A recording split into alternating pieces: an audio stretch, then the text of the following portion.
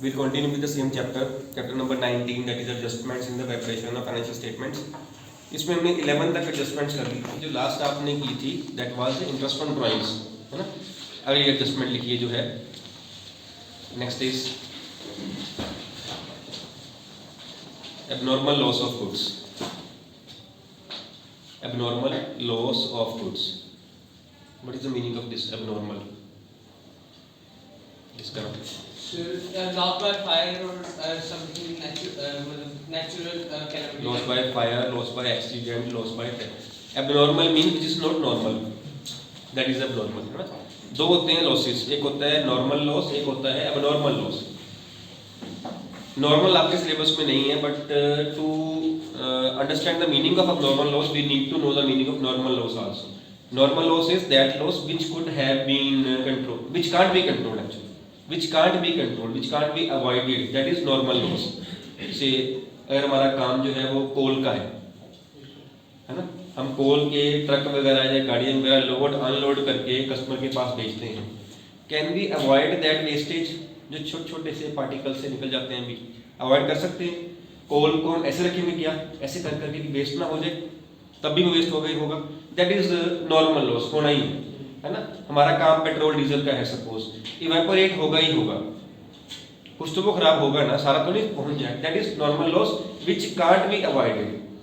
एक होता है abnormal loss which could have been avoided but was not avoided, the reason was say negligence, carelessness, say loss by fire, loss by accident, loss by theft, leverage, ये सारे losses जो हैं ये abnormal है। और हमारी इस चैप्टर में हमने जो करना है that is the adjustment of abnormal loss, that is loss by fire और थेफ्ट। और इसकी ट्रीटमेंट हमने जर्नल में कहीं ना कहीं की हुई है, अगर आपको याद हो तो। सेम एग्जांपल मैं लूँगा, मैं सेम वैल्यूज भी लूँगा, आपको याद आ जाएगा। सपोज हमारी लॉस, हमारी गुड्स थी, कॉस्ट प्राइस से ₹10,000, लॉस बाय फायर हो गया, and the goods were insured suppose, and insurance company admitted a claim of ₹8,000। याद है, मैं एग्जांपल भी वही ले रहा हूँ, मैं वैल्यूज वही ले रहा हूँ। इंश्योरेंस क्लेम हमारा जो था वो एडमिट हो गया ₹8,000 का। हमारा लॉस कितने का हुआ? 10,000 की हमारी गुड्स गई, 8 का हमें इंश्योरेंस कंपनी से क्लेम मिल जाएगा। हमारा एक्चुअल लॉस कितने का हुआ? 2,000 का। तो लॉस एक्चुअल में जो है वो हमारा हो गया ₹2,000, ऐसे ही हुआ, ठीक। अब इसकी ट्रीटमेंट क्या रहेगी? ट्रीटमेंट करते वक्त आपने कॉस्ट प्राइस को हमेशा माइनस कर देना है परचेजेस में से इन ट्रेडिंग अकाउंट, हमेशा, कोई सा भी केस हो। अभी हम यही कर रहे हैं, गुड्स जो है वो इंश्योर्ड है, इसके बाद हम करेंगे गुड्स अनइंश्योर्ड है, कोई सा केस हो, कॉस्ट प्राइस जो है गुड्स की उसको आपने परचेज से लेस कर देना, दैट्स ऑल, सीधा हिसाब, ठीक है। उसके बाद जो ₹8,000 हमें मिल जाएंगे इंश्योरेंस कंपनी से, जो हमारा इंश्योरेंस क्लेम है, ये हमारी प्रॉपर्टी बन रही है, हमारी एसेट बन रही है।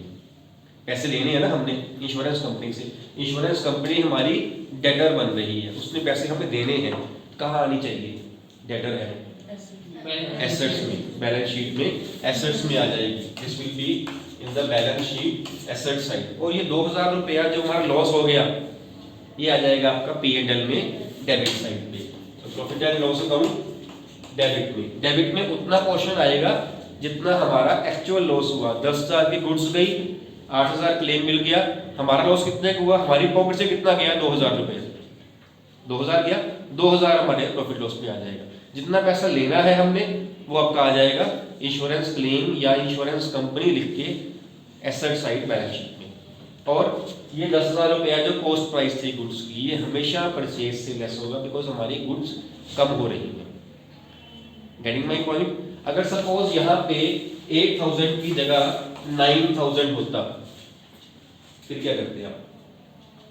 क्या चेंज आती इसमें? लॉस हमारा 1,000 का बन जाता, प्रॉफिट लॉस में हम डेबिट में डालते और इंश्योरेंस क्लेम हम 9 डाल देते। समझ आ रही है बात? लिखिए इसको, ट्रेडिंग अकाउंट में लिखिए माइनस फ्रॉम परचेजेस, ब्रैकेट में कॉस्ट प्राइस। जरूर लिखना है अपने कॉस्ट प्राइस है कि लॉस की वैल्यू है या कुछ और है, नहीं समझ नहीं आएगा।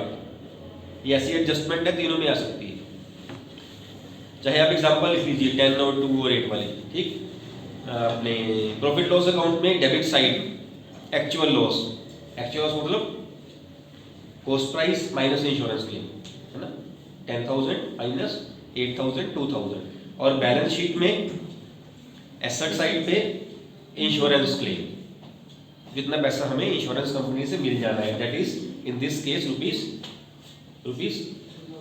8 मिल रहा है, क्योंकि तो लॉस हुआ है हमारा। समझ आ रही है बात मेरी, ठीक है। जैसे मैंने कहा ये 9 होता तो यहाँ 1 बन जाता, बैलेंस शीट में 9 रहता तो 9 लेना है हमने। 10 का 9 मिल जाएगा, 1 हमारा लॉस। 10 का 8 मिल रहा था, 2 हमारा लॉस, प्रॉफिट लॉस में 2 आ जाए। 10 का 7 मिल रहा हो तो बैलेंस शीट में कितना आएगा, बैलेंस शीट में कितना आएगा 7, और प्रॉफिट लॉस में 3,000। 10 का 6 मिल रहा हो ट्रेडिंग में कितना आएगा 10,000। गुड, वेरी गुड रजत, 10,000 ट्रेडिंग में। ट्रेडिंग का पूछ रहा हूँ, मैंने पूछा ही नहीं प्रॉफिट लॉस का या बैलेंस शीट का। ट्रेडिंग में तो आना ही 10 है, ठीक है। और किस साइड आएगा, credit side, debit side.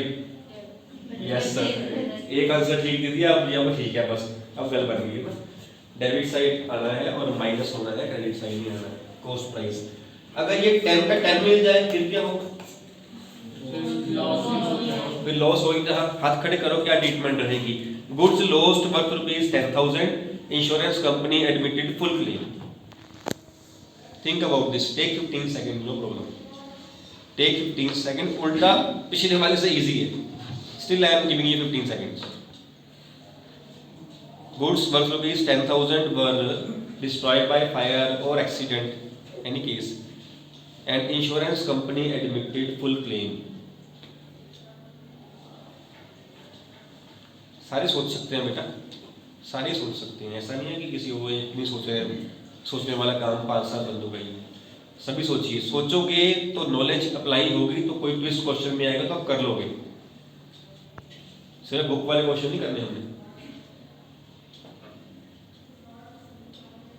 Yes बेटा, ट्रेडिंग अकाउंट में सबसे पहले 10,000 माइनस होगी कॉस्ट प्राइस, और एसेट बैलेंस शीट में एसेट साइड में इंश्योरेंस क्लेम 10,000 ही आ जाएगा, प्रॉफिट लॉस में नहीं आएगा, प्रॉफिट लॉस में नहीं आएगा। बिल्कुल ठीक है बेटा, गुड। 10,000 ट्रेडिंग अकाउंट में से माइनस कर देंगे परचेजेस में से, क्योंकि वो तो होना ही होना है। और क्लेम कितना मिल रहा है, जो प्रॉफिट लॉस के इस लॉस की वैल्यू है ना, ये डिपेंड करती है क्लेम कितना मिला, आनी है कि नहीं आनी, और आनी है तो कितनी आनी। क्लेम मिल गया पूरे का पूरा, लॉस हमारा हुआ ही नहीं। 10 की गुड्स थी 10,000 की, 10,000 इंश्योरेंस कंपनी ने दे दी, हमारे पल्ले से कुछ भी नहीं गया तो नहीं आएगा, है ना। इंश्योरेंस कंपनी ने 8 दिया था, 2 लॉस हो गया था, उससे 9 दिया था, 1 लॉस हो गया। अब वो कुछ नहीं दे रही है तो सारा दे रही है, तो कोई लॉस नहीं होगा। This was the case when the goods were insured, ठीक है, इंश्योरेंस कंपनी ने दे दी है। Suppose the goods are not insured, uninsured goods हैं, 10,000 की गुड्स लॉस होगी, गुड्स की इंश्योरेंस नहीं करवाई हुई थी, अब क्या करोगे, रेज हैंड प्लीज। पॉइंट सब वही है, ऐसे क्वेश्चन निकालोगे, खुद समझोगे क्वेश्चन को, तो ही जाके बात बननी है। कहीं एग्जाम में ये नहीं आ जाना है कि इंश्योरेंस कंपनी ने 10,000 की गुड्स का 8,000 दे दिया, आप कर दो, जो बोर्ड पे लिखा होगा वो याद किया होगा आपने, कर दोगे, ऐसे नहीं होगा। एक पॉइंट के साथ दूसरा पॉइंट रिलेट करेगा। यस बेटा, सर ट्रेडिंग अकाउंट में 10,000, प्रॉफिट एंड लॉस अकाउंट में 10,000, और एसेट अकाउंट में कुछ नहीं आएगा, बिल्कुल ऐसे में लिखेंगे, बिल्कुल ठीक है बेटा। ट्रेडिंग अकाउंट में 10,000 किस साइड में, सर क्रेडिट साइड, अच्छा, और प्लस करने के माइनस करनी है, माइनस करने का। अब गलत हुआ है आपका, अब हुआ है गलत आपका। जो मैंने लिखवाया था आपने क्या लिखा था, माइनस लिखा था या प्लस लिखा था, मैंने लिखवाया पे लिखा आपने क्या लिखा है, माइनस लिखा है कि प्लस लिखा है, उसको किस साइड से लिखा है, साइड में लिखी, साइड नहीं लिखी, लिखी है, कौन सी लिखी है, डेबिट, तो डेबिट से ही करोगे बेटा, डेबिट से ही करोगे, क्रेडिट साइड पे नहीं। डेबिट में परचेज से माइनस करना है ना, तो परचेज कहाँ होती है, तो डेबिट से ही माइनस कर सकते हैं। जब परचेज डेबिट में है तो हम क्रेडिट से माइनस कैसे कर सकते हैं, ठीक है। परचेज में से माइनस ट्रेडिंग अकाउंट, और दूसरा जो है आपका बैलेंस शीट में कोई आइटम नहीं, लिखना भी नहीं है बैलेंस शीट में, है ना। इंश्योरेंस कंपनी 0 तो लिखना ही नहीं हमने, हम तो बैलेंस लिखेंगे, जिसका 0 बैलेंस है वो लिखेंगे ही नहीं। प्रॉफिट लॉस में लिखेंगे डेबिट साइड पे, टू लॉस बाय फायर या थेफ्ट एक्सीडेंट जो भी हो ₹10,000, कुछ भी नहीं मिलना, सारे का सारा लॉस किसका हुआ, किसका हुआ है, हमारा हुआ है, इसलिए सारी की सारी अमाउंट प्रॉफिट लॉस में आएगी। क्लियर है ये बात? नेक्स्ट लिखिए adjustment. Next is drawings in goods. Drawings in goods means when the businessman withdraws goods for his personal purposes. अब मैं उसकी बात नहीं कर रहा हूँ जो आपको ड्राइंग्स अंदर दी होती है, बिकॉज वो एडजस्टमेंट नहीं है, वो एडजस्टमेंट नहीं है, ये बाहर दी हुई है ड्राइंग्स और कहीं भी उसने गुड्स में है, ठीक है। देन लिखिए ट्रेडिंग अकाउंट में माइनस फ्रॉम परचेजेस, उसने गुड्स भी विड्रॉ करी, हमारी गुड्स कम हो गई, परचेज कम होगी हमारी। आपको याद होगा एंट्री हम क्या पास करते हैं जर्नल में, drawings account debit to purchases, इसलिए परचेज से माइनस कर रहे हैं। दूसरी ट्रीटमेंट बैलेंस शीट में plus in drawings, plus in drawings या फिर माइनस फ्रॉम कैपिटल, एक ही बात है ना, जो अल्टीमेटली जो ड्राइंग्स हैं वो कैपिटल से ही लेस होनी है। Am I clear? अगला है फ्री सैंपल्स, और इसकी प्रॉफिट लॉस में कोई ट्रीटमेंट नहीं थी पिछली वाली, ड्राइंग्स इन गुड्स की प्रॉफिट लॉस में कोई ट्रीटमेंट नहीं थी। देन है फ्री सैंपल्स, ये क्या होती है एडजस्टमेंट, होता क्या है, इसका मीनिंग बताना है अपने को।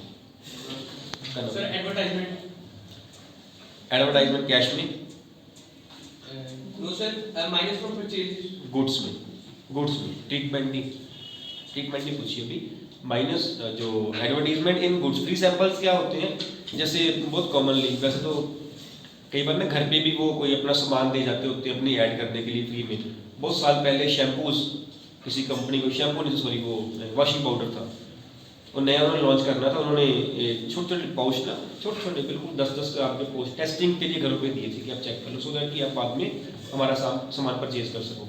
उनकी तो गुड्स कम हो रही है ना, एडवर्टीजमेंट कर रहे हैं, कैश तो ही पे कर रहे हैं, गुड्स दे रहे हैं, ठीक है। या आप किसी मॉल वगैरह में जाओ ना, वहाँ पे ईटेबल्स जो होते हैं कई बार कॉर्नर पे स्टॉल लगा के ना ऐसा खड़े होते हैं, वो फ्राई कर करके दे रहे होते हैं, आपको फ्री में खाने को दे रहे होते हैं कि आप टेस्ट कर लो, इसका टेस्ट ऐसा है, अगर आप चाहो तो परचेज कर लो। वो फ्री सैंपल्स हैं, पैसे नहीं दे रहे हैं आपको, उनकी चीज़ कम हो रही है, परचेजेस कम हो रही है।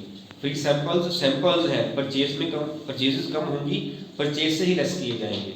Trading account minus from purchases, ठीक है। दूसरी ट्रीटमेंट इसकी profit and loss account debit side, because ये हमारा एक्सपेंस बनता है। ये ऐसी एडजस्टमेंट है जो बैलेंस शीट में नहीं आ रही है, ठीक है। इससे पहले जितनी एडजस्टमेंट्स करी सारी बैलेंस शीट में आ रही थी, उसके अलावा या ट्रेडिंग में या प्रॉफिट लॉस में आ रही थी। ये ऐसी एडजस्टमेंट है ट्रेडिंग में भी आ गई, प्रॉफिट लॉस में भी आ गई, बैलेंस शीट में भी आ गई, ठीक। Next adjustment charity in goods, charity in goods, not in cash, charity या donation in goods, same treatment जैसे आपने करी है फ्री सैंपल्स की, minus from purchases in trading account and debit side of profit and loss account, no treatment in balance sheet. Done, ठीक। एक last और लिख लीजिए, managers commission, managers commission on net profits, ऐसे लिखिए, managers commission on net profit. हम manager को commission देते हैं कि आपने प्रॉफिट इंक्रीज करना है, अगर आप इंक्रीज करोगे उसमें से 5-10% आपको भी मिलेगा। तो मैनेजर्स जो हैं वो लालच में आके ज़्यादा काम करते हैं, ज़्यादा काम करवाते हैं, ज़्यादा सेल करते हैं, ज़्यादा प्रॉफिट अर्न करते हैं। जितना प्रॉफिट वो अर्न करते हैं उसमें से हम 5-10% उसको दे देते हैं, है ना। अगर हम 10% दे रहे हैं, जी हमारा एक्सपेंस नहीं है, तो एक्सपेंस ही एक्चुअल में, है ना। बिजनेसमैन सोचे कि लॉस हो रहा है, लॉस नहीं हो रहा है, एक्चुअल में लॉस नहीं हो रहा है, प्रॉफिट हो रहा है 90 रुपए का, क्योंकि अपने 10 के लिए अगर हम उसको 10% दे रहे हैं, अपने 10 रुपए के लिए पहले वो आपको 90 कमा के देगा, वो आपके लिए काम कर रहा है ना, उसको सैलरी तो मिल ही रही है, वो 90 की मत 90 चलता है। जब उसको इंसेंटिव देंगे ना हम 10 रुपये अर्न करने के लिए, वो 90 आपको देगा। आप तो वैसे बैठे हो, आपको तो कुछ नहीं लग रहा है ना। उसने 100 कमाना हो, पहले 1000 आपके लिए कमाएगा, भी 900 रुपये आपके लिए कमाएगा, नेट में हो। बात समझ आ रही? लेकिन ये देना किसके ऊपर है, किसके ऊपर लिखा है हमने, नेट प्रॉफिट के ऊपर। पहले हम प्रॉफिट कैलकुलेट करेंगे कितना आया, उसके बाद उसका जो है वो प्रॉफिट में से उसका शेयर दिया जाएगा, ठीक है, means it will be treated as an outstanding expense, क्योंकि जब तक प्रॉफिट नहीं कैलकुलेट करते तब तक उसकी हम कमीशन नहीं कैलकुलेट कर सकते। इट मीन्स कि किसी भी केस में ये पहले नहीं पे हो सकता, ये आउटस्टैंडिंग ही रहेगा, प्रॉफिट्स कैलकुलेट करके किया जाएगा। Manager commission will always be an adjustment. Treatment क्या रहेगी इसकी, profit loss account debit side and balance sheet assets side, sorry liabilities side. Balance sheet liability side means same as outstanding expenses या outstanding commission. Trading में कोई नहीं आएगी, trading में कोई ट्रीटमेंट नहीं है, प्रॉफिट लॉस में debit side and balance sheet में लायबिलिटी साइड। इसे कैलकुलेट करने के लिए दो फार्मूले हैं, वो फार्मूला पहले आ जाए सम तब करवाऊँ, क्योंकि वहाँ पे फर्क पड़ता है एक वर्ड का, ये वर्ड क्या लिखा हुआ है वो अभी बता रहा हूँ, वो सही नहीं रहेगा, जब सम करेंगे तब चल जाएगा पता। ठीक है, किस पे दिए कमीशन हमने, अगर लॉस हो जाए तो फिर कमीशन नहीं मिलनी है, फिर कमीशन नहीं मिलनी है। Commission has been given on the net profits not losses. उसको प्रॉफिट अर्न करने को कहा था, लॉसेस नहीं अर्न करने को कहा था, तो उसे कुछ नहीं मिलेगा। ये भी नहीं उससे लेंगे नहीं, उसको देंगे कुछ नहीं। समझ आ रही है बात? इट मीन्स किसी सब में एडजस्टमेंट मैनेजर कमीशन आ जाए, आपका लॉस आ रहा हो, वो पॉइंट आपके लिए इनवैलिड है, करना नहीं है हमें। डन, ये आपकी एडजस्टमेंट से सिलेबस की है। लेट मी सी सिलेबस के हिसाब से कोई रहना नहीं हो जो आज हमने की है। एबनॉर्मल लॉस हो गया है, goods tackle personal use interest and capital failure हो गया। यस, एडजस्टमेंट्स कंप्लीट है आपकी। अब सम जो है ना हम आराम से कर सकते हैं, पहले हमें सम पिक एंड चूज करने पड़ रहे थे, कौन सी एडजस्टमेंट हमने कर ली कौन सी नहीं, अब हम कर सकते हैं। ठीक, अभी हम सम करेंगे। सम नंबर आपका है सम नंबर 4 तो नहीं किया ना पहले हमने, रहता है ना हमारा चॉकलेट